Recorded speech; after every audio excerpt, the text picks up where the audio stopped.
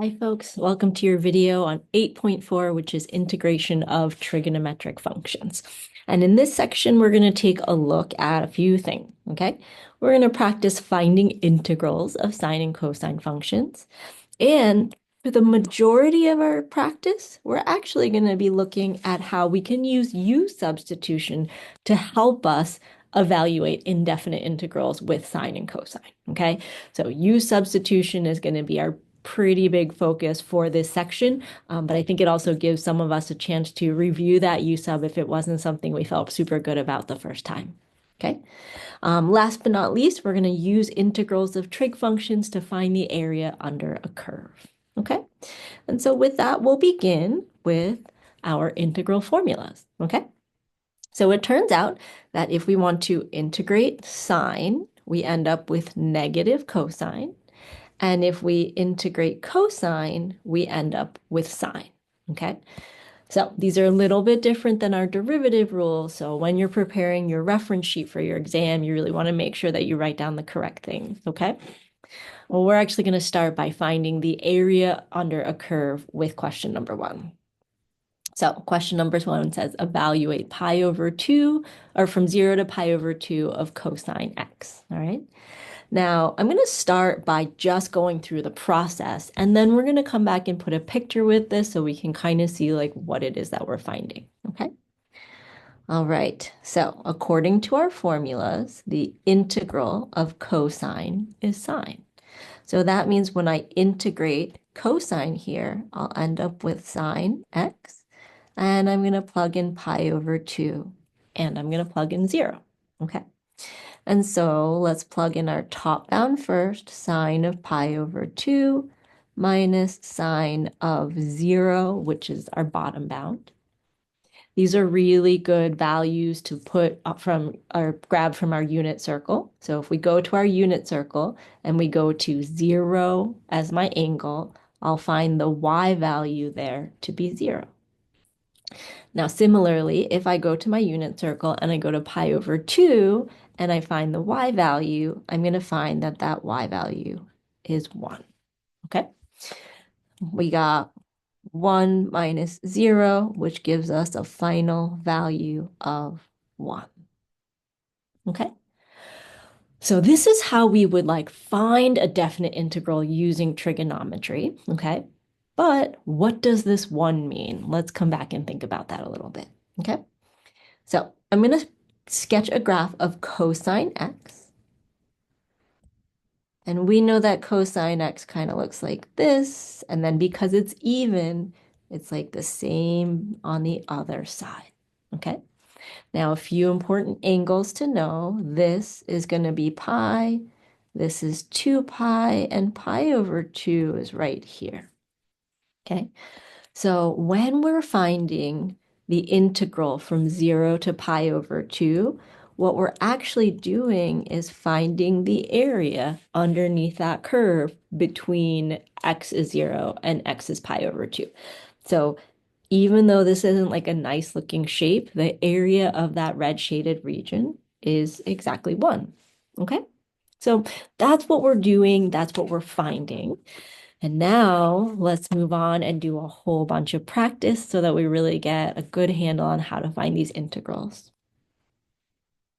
Okay, let's start off with question number 2. Okay, so the integral of 3 sine x dx.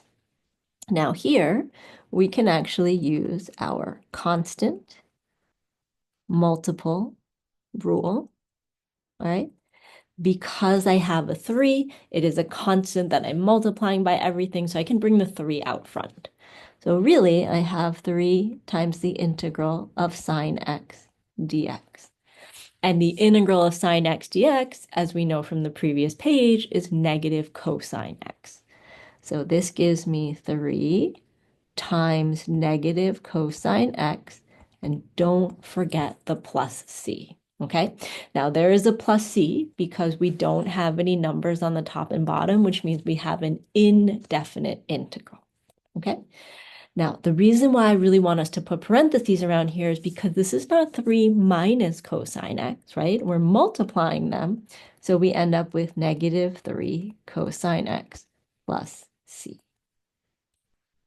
Okay. All right, let's take a look at example 3.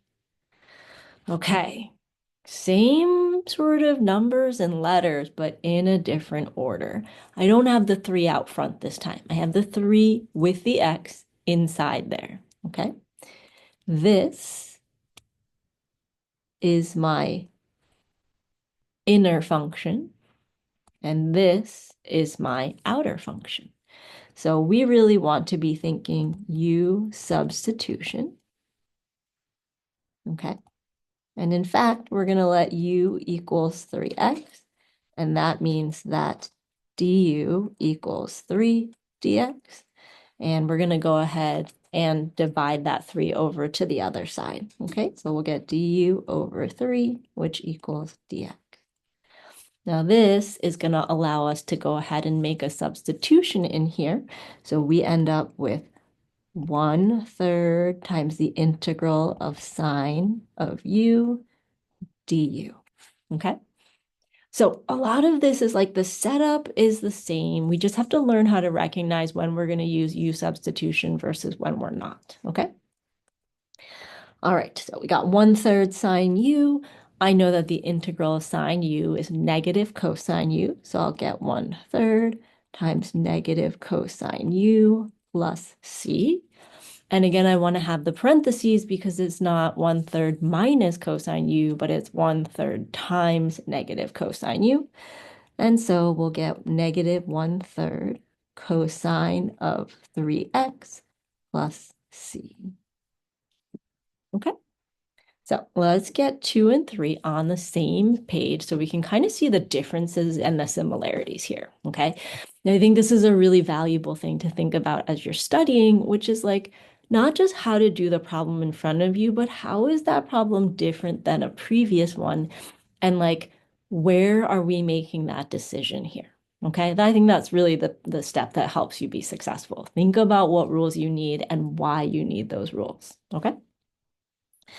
All right, let's take a look at example 4. So for example 4, we've got x squared times cosine of x cubed, okay?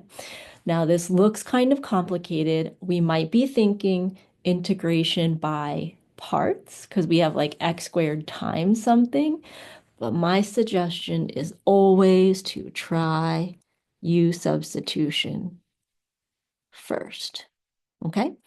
If it doesn't work, it doesn't work. That's fine.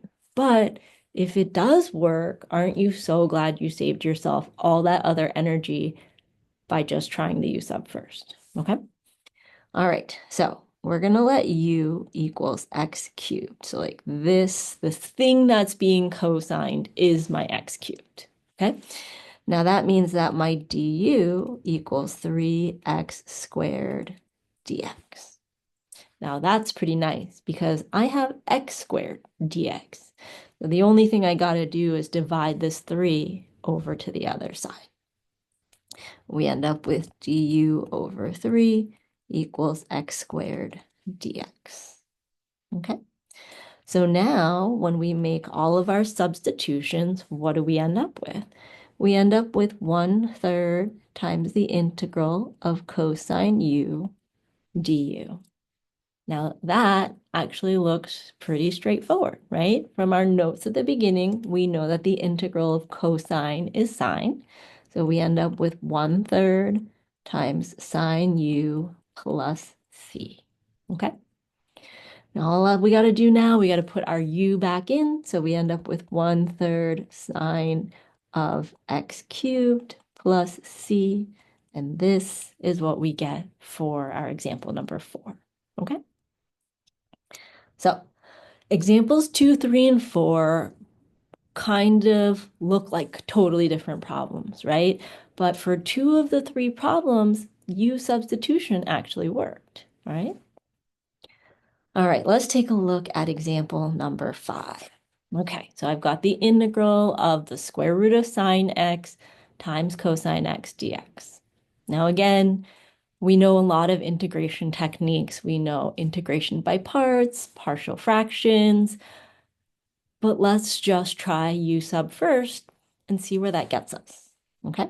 So Try u sub. Okay, well, this time I'm going to let u equal sine x, because that's the thing underneath my square root, okay? And let's see when I find my du, so now I have to take a derivative. Derivative of sine is cosine. Well, that's really nice because cosine x dx, all of that gets replaced by du. One small substitution, and this problem looks a lot more straightforward. Okay, so what does this give us? The integral of the square root of u du. Cleaned up very nicely. Now, we might not like the square root part, but this is really saying the integral of u to the 1/2 du. And this, I can see my power, which is great because if we want to use power rule, it's really important we know what that power is, okay? All right, u to the 1/2 plus 1 over 1/2 plus 1 plus c. And we end up with u to the 3/2 divided by 3/2 plus c. And this, well, let me actually write this up here. Okay, this will give us 2/3 times our sine x to the 3/2 power plus c. All right. So I know there were still some gross parts to this question, like the power was not a whole number. We had the 1/2 power, so we end up with some fractions, but that's okay. We were able, though, to take this complicated looking function, use a little substitution, and turn it into something that was more doable, okay? So I really encourage you to try that u sub first. If it doesn't look like a straightforward integral like number 2, try u sub. I bet you'll get really far with it, okay? All right, we're going to take a look at one last example here, which is example number 6. And then in the second video, we'll come back and take a look at an application. All right, this one looks a little bit different because I have a top bound and a bottom bound. And all that means is that I'm working to find a definite integral right now, and I want to get a number at the end. Okay, so no plus c's, just a number. Well, let's see if our u substitution helps us out here. We'll let u equal x over 2, which is the same as 1/2 times x, okay? Now, our du is just going to be 1/2 dx, and I'm going to go ahead and multiply that 2 to the other side. So we get 2 du equals dx. All right, now let's go ahead and do our integral. So 2, the integral from x equals 1 to x equals 1.5 of sine u du. Now, it's kind of important that we put x equals here because I want to keep in mind these are x numbers, not u numbers, okay? All right, the integral of sine is negative cosine. So we got 2 times negative cosine of u. And I'm going to plug in x equals 1.5 and x equals 1. Okay. Now, this is a pretty good clue that I have like 1.5 and 1, that I actually want to do this in radians and not in degrees. Okay. All right, what do we got? We got negative 2 cosine of, let's see, u is x over 2, so 1.5 over 2 minus negative 2 cosine of 1 over 2. Okay. When we type this all into our calculator, we're going to round to 3 decimal places. That is an absolutely fine number of decimal places to round to, and we end up with 0.292. Okay. And all this means is that if I were to graph sine of x over 2, and find the area under that curve from 1 to 1.5, I would get an area of 0.292. Okay, so that's it for this video. Come on back for the second part where we take a look at an application.